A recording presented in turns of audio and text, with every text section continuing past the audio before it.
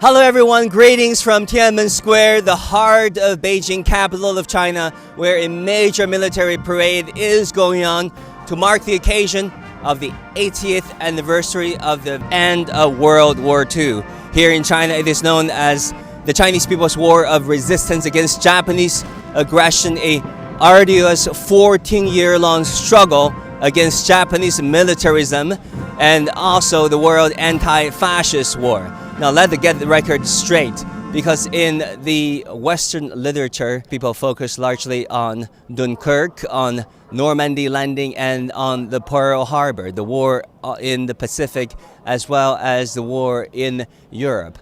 Little attention was paid to the sacrifices made by the Chinese people against the Japanese aggression. People tend to ignore or even dismiss the war in the Eastern Man battlefield, where over 35 million Chinese lives were lost. We should not let historical revisionism prevail, because that is the case exactly. If you look at post-World War II history, the Cold War sentiments, Red Scare, McCarthyism took precedence over the Allied victory and the Allied rapprochement and solidarity, so that China and Soviet Union were painted as the enemy of the West, and therefore the World War II sacrifices made by China were largely forgotten, if not dismissed. Another very important feature at this year's parade is a large number of armaments and weapons on display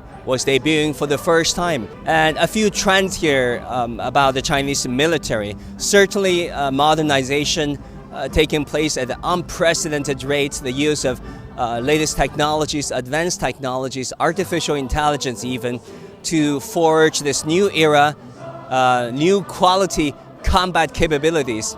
A few notes here. First of all, the intercontinental ballistic missile, that is China's nuclear warheads, has indeed come a long way. Dongfeng's latest series have made tremendous progress. It can hit any target anywhere in the world. This is strong deterrence that we're seeing. You might ask, why do we need a nuclear deterrence? Well, this is so-called peace through strength, right? Another important feature is asymmetric capabilities. We've seen high-tech gears at play. Also, we've seen high-tech features such as the integration of information technology and electronic warfare systems. The Beidou satellite communication systems can project real-time location, real-time objects at an unprecedented accuracy. So what we're seeing is new era, new quality combat capabilities, informationization, intelligence, asymmetric advantages, rather than seeking system for system matching. Chinese President Xi delivering a very important message. The message is about peace. It is a message about China no longer can be bullied. It is a message about China standing up to the rest of the world and allying with whomever wanted to build peace together in solidarity.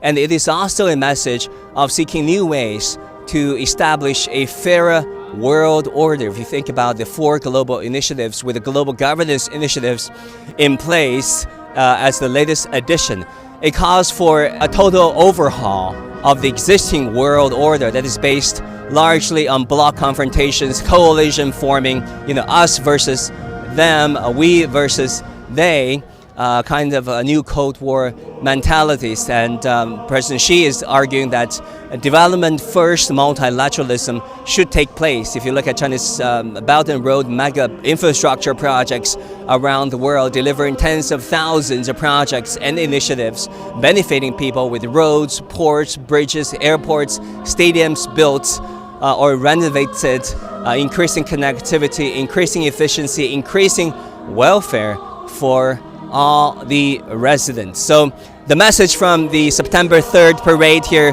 at the Tiananmen Square is clear.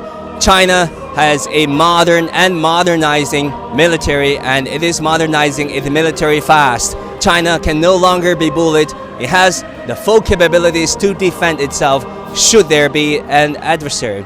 And another key message is that China is a force for peace, a force for development, and a force for global solidarity. It is willing to lead those who are willing to build this community of shared future for mankind, where there's common development, there's common empathy, and there's a common love for peace. This is my report. I'm Guan from Tiananmen Square at the heart of Beijing.